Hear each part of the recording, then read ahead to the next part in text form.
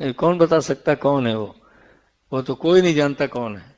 आपको हम देवराव बाबा की बात सुना दें, बड़ी पुरानी बात नहीं है ये बात 1985-86 की है।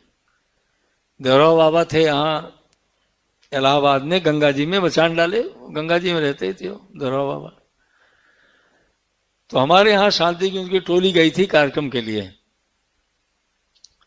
कार्यक्रम कराने जा रहे थे वो। तो भाइयों ने सोचा कि चले बाबा का आशीर्वाद ले लें। तो जैसे हमारे 5 भाई गए तो बाबा ने कहा, आओ भगत, भगत कहते थे, आओ भगत, आचार्य श्री राम शर्मा के शिष्य हो? तो सबने हाथ जोड़ा। कहा हाँ भगवान, आप तो सब जानते हैं। तो उन्होंने कहा कहाँ जा रहे हो? अब जानते हो सब थे, देवराव बाबा से क्या छिपा है। उन्होंने कहा, माना भाइयों ने हमारे कहा,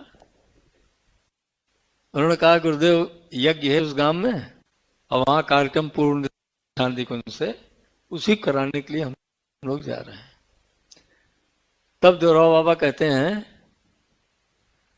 फल मंगाया, मेवा किशमिश सेव तो भरा रहता था उनके यहाँ, और सारे हमारे भाइयों को उन्होंने खूब फल दिया। और फिर क्या कहते हैं, ऐसे हाथ जोड़े, उत्तर दिशा में नमन किए और उन्होंने कहा, बच्चों भगतों, तुमको नहीं मालूम है कि आचार्य जी कौन है? तुमको नहीं मालूम है आचार्य जी कौन है? मैं उनका ध्यान करता हूं। देवराव बाबा का शब्द है ये। फिर क्या कहते हैं, जाओ तुम उनके बताए हुए मार्ग पर चलते जाना और अपने समय का नियोजन जो बताएं वो करते रहना। तुम्हारी 10 पीढ़ी धन्य हो जाएगी। 10 पीढ़ी, ये देवराव बाबा का शब्द है ये, हम हाथ को छोड़िए इसमें। 10 पीढ़ी मतलब समझते हो आप, एक पीढ़ी 100 वर्ष की होती है, 10 पीढ़ी 1000 वर्ष। मतलब जो पूर्ण अभी आप करोगे वो 10 पीढ़ी उसका लाभ लेती हुई चली जाएगी। ये देवराव बाबा कह रहे हैं।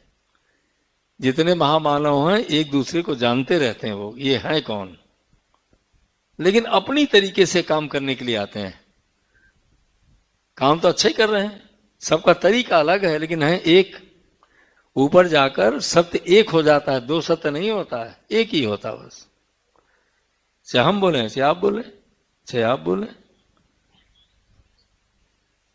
जब परम पूज्य गुरुदेव 2 जून 1990 को अपनी शरीर छोड़े हैं ना, गायत्री जयंती के दिन, अपनी इच्छा से, कोई बीमार थोड़ी थे। गायत्री जयंती को पूज्य ने अपनी शरीर छोड़ा है और वहीं उनको अग्नि दी गई, जहां पत्थर काला वाला है ना, ये अग्नि दी गई। हम लोग सब मौजूद थे यहां पे। उसी के 7 दिन के बाद मथुरा में थे देवराव बाबा, और उन्होंने स्वयं कहा, हमारे इस जब शरीर छोड़ दिए तो हम रह के क्या करेंगे। शरीर छोड़ दिया ब्रह्मानंद से उन्होंने। मालूम कितनी अकल थी, आप लोग नहीं मालूम होंगे देवराव बाबा कितनी उम्र थी, 225 साल।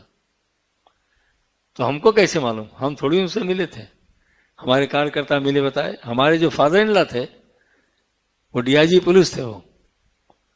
अब वो देवराव बाबा से 54 में पूछे थे, जब मचान पर थे वो कुंभ मेला में, वो एसएसपी थे उसमें इलाहाबाद के।